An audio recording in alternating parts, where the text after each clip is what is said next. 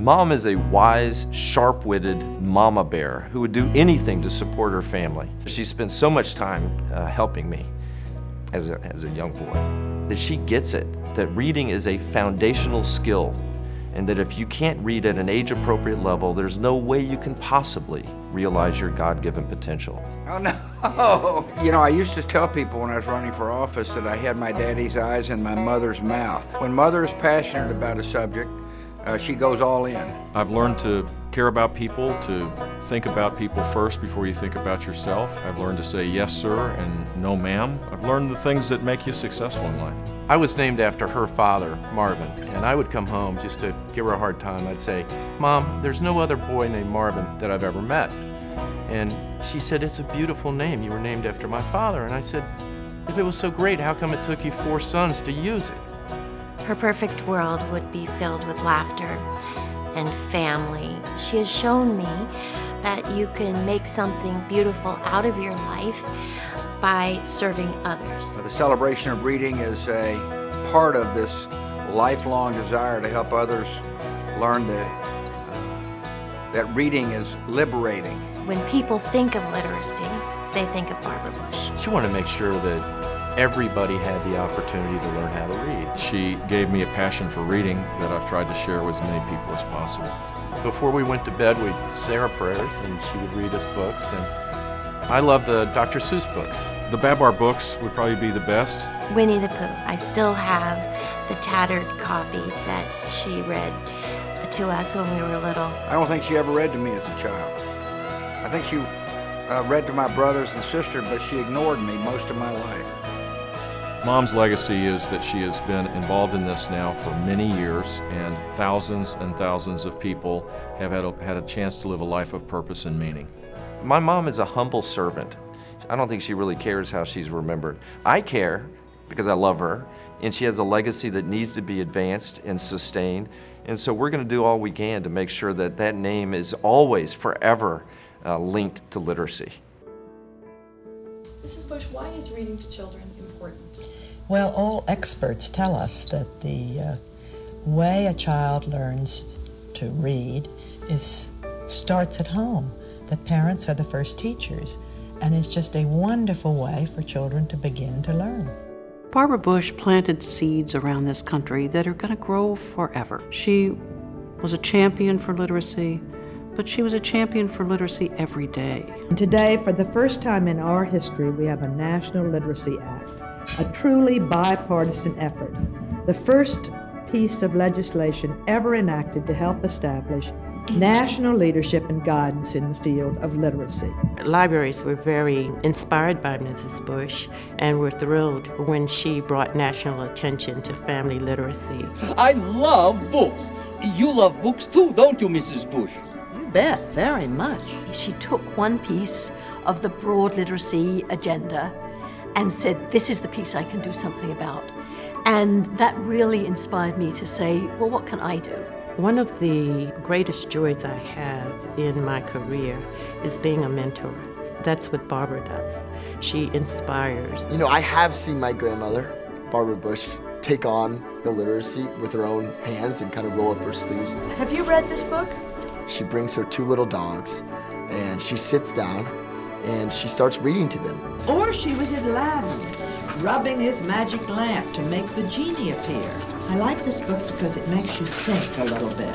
I was invited to sleep at Reggie's house. Was I happy? My mom is almost 90 years old, and she still Skypes with students around the world. She makes an enormous impact in everything she does. I did ask our staff to plan something every single day that helps somebody, because you do have the bully pulpit, and it's a mistake if you don't use it, truthfully. We've served way over 1 million families now. We can actually say the work of Barbara Bush created this result for this number of millions of people. She's the real deal. I really don't need a whole sentence to describe my feelings about Barbara Bush. She is strong, she is determined, and she's wonderful. And we have so many youngsters in our nation who are not literate to the extent they should be. And Mrs. Bush's passion, Barbara's passion over the years has been to fix that. And her passion didn't leave when she left the White House. And it didn't just come when she came into the White House. But your passion was literacy. Still is. Every single thing would be better in this world if more people could read, write, and comprehend. Mrs. Bush had Millie with her, and she was dedicating a brand new community learning center with the children. She planted a learning tree, and I was invited, and this is 30 years later, to the park the other day, and there's a very, very big tree in the park. We're going to see for generations to come that those literacy seeds that were planted, the parents learned to read, they helped their children had children, and they continue on. It is my pleasure to sign into law H.R. 751, the National Literacy Act. But her legacy is what she has done to make sure that we are a nation of educated people, starting in a mother's arms, all the way up through college. The impact that she's had on the communities that her programs have been able to touch and affect is just enormous. My grandmother has an incredible legacy of impacting other people's lives. I mean, it's sort of amazing to think how many people's lives have been touched by my grandmother, who she's never met in person, who she'll never hear from. Barbara Bush, in one small act of kindness, set the trajectory for my adult life. There's no way if someone had told me this is the course that your life is going to take, how I met my husband, how I got engaged, the kids that we have, the family that we formed, the values that we have, it's going to be because of a kind note written by a tremendous human being. I was in a slump. I had lost my confidence, and I finally worked up the courage to ask for a letter of recommendation from the governor's office. This is the actual letter that she sent. I just want to thank you. I know you probably don't remember this at all, but it's dated and it's signed and it's mine.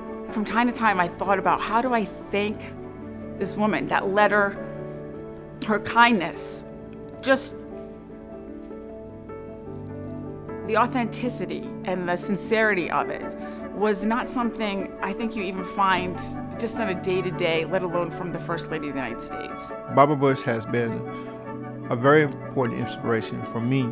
I learned to read at the age of 49. I don't know what my life would have been like if I have not took the time out to seek out someone who would help me.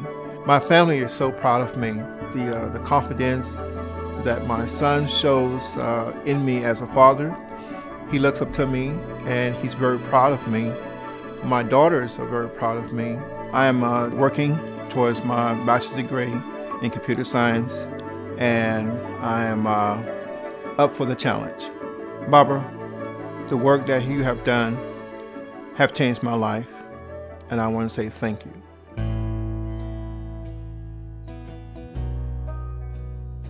My grandparents have an incredible relationship. I think maybe 2 summers ago, my cousins and I were all very shocked when we learned that they were each other's first kiss, which was adorable. And we loved finding out sort of that both my grandmother and my grandfather remember vividly the first time they met each other. Well, I can't remember that. Look, I'm not 90 years old. I can't remember a lot of stuff. I do remember that. The dance at Greenwich, the Greenwich Country Club, and here was this beautiful girl, and I asked a friend, Frank Wozencraft, who is that beautiful girl?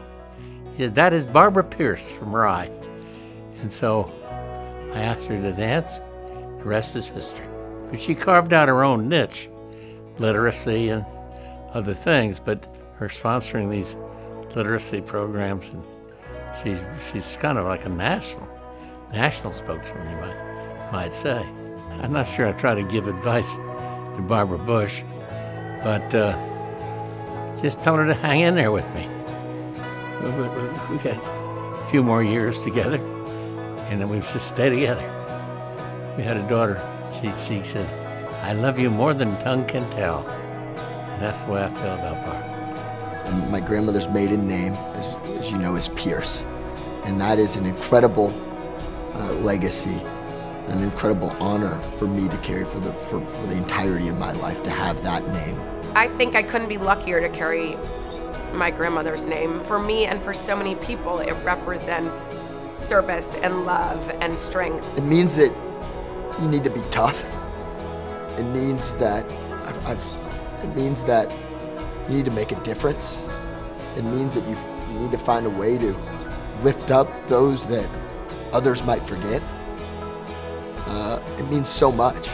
Mom decided to make something beautiful out of her life and devote it to helping and serving others. She's the rock that keeps us humble and grounded.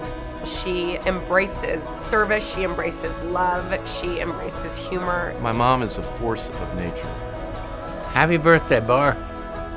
You're a winner. 90-year-old winner. And you're a winner. When you think about the ups and downs of my grandmother's life and all that she's been able to accomplish and the love that she's experienced, the love that she's given, and the love that she's just shared with so many people in this world, you know, it's almost too good to be a storybook. It really is almost like a fairy tale.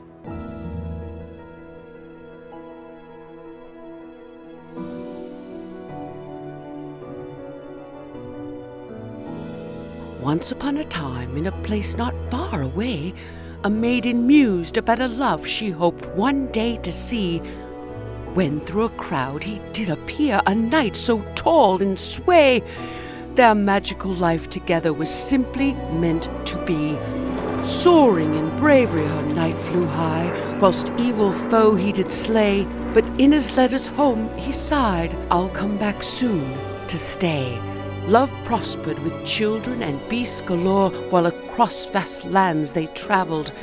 From hither and yon and shore to shore, their union would not be unravelled.